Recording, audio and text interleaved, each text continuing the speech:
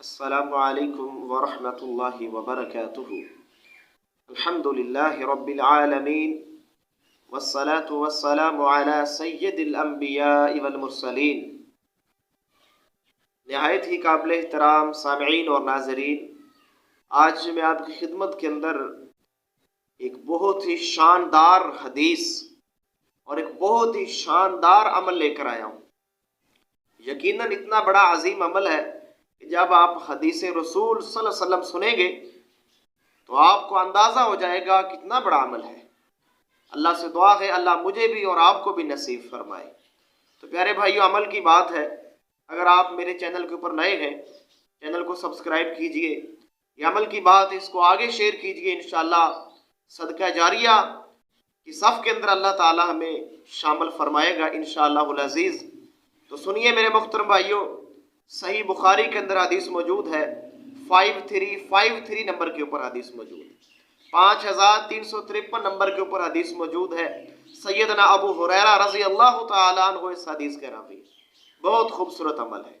اس عمل سے آپ کو یہ بات واضح ہوگی کہ لوگوں کے کام آنا، لوگوں کی خدمت کرنا، لوگوں کے ساتھ خیر خواہی کا معاملہ کرنا، لوگوں کی ضروریات پورا کرنا، اور بالخصوص جو ضرورت مند ہیں، محتاج ہیں، ان کے کام آنا کتنی بڑی عبادت ہے اور کتنی بڑی نیکی ہے میرے محترم بھائیو، آپ اندازہ کریں گے انشاءاللہ۔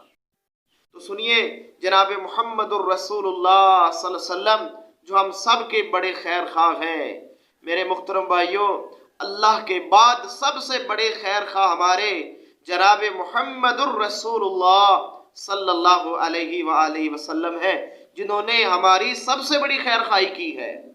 تو میرے محترم بھائیو، اگر ہم ان سے محبت کرتے ہیں، ان سے پیار کرتے ہیں، تو آپ کے فرامین کے اوپر، آپ کی احادیث صحیحہ کے اوپر، آپ کی سنت کے اوپر عمل کیجئے، انشاءاللہ اللہ تعالیٰ آپ کو دونوں جہانوں کے اندر عزتوں سے نوازے گا انشاءاللہ العزیز۔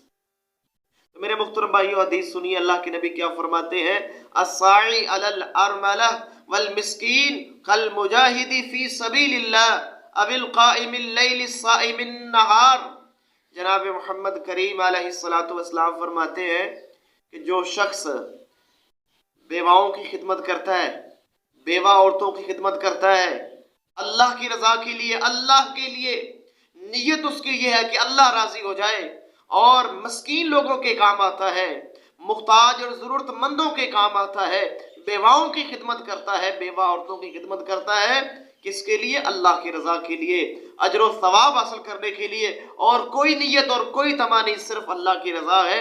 تو اللہ کے نبی فرماتے ہیں یہ ایسا عظیم بندہ ہے، اتنا عظیم اجر لے رہا ہے، جس طرح وہ انسان جو اللہ کے راستے میں اسلام کی سربلندی کے لیے جہاد کر رہا ہے، جتنا بڑا اس کا اجر ہے، اتنا اجر یہ اللہ کا عظیم بندہ جو بیواؤں اور مسکینوں کے کام آنے والا ہے، اللہ ان کو یہ اجر عظیم عطا فرمانے والا ہے۔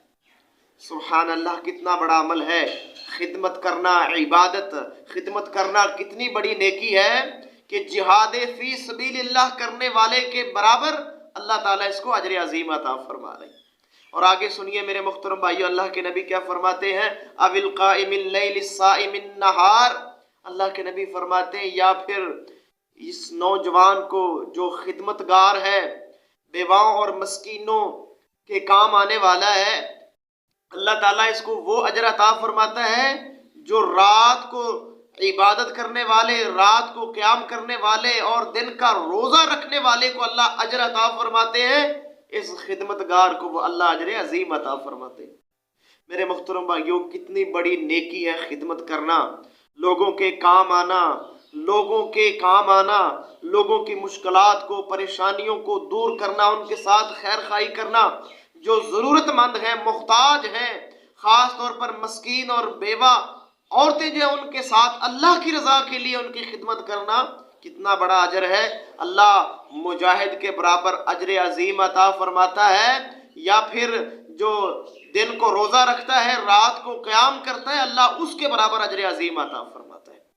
تو میرے محترم بھائیوں، میں آپ کے سامنے التجا کرتا ہوں، گزارش کرتا ہوں، یقیناً ہمارے معاشرے کے اندر کتنے ایسے لوگ ہیں جو مسکین ہیں، محتاج ہیں، بیوہ عورتیں ہیں، اللہ کی رضا کے لیے ان کے ساتھ اچھا سلوک کریں، ان کی مدد کریں، ان کے کام آئیں، بہت بڑا اجر انشاءاللہ اللہ تعالیٰ آپ کے نامہ اعمال کے اندر لکھ دے گا۔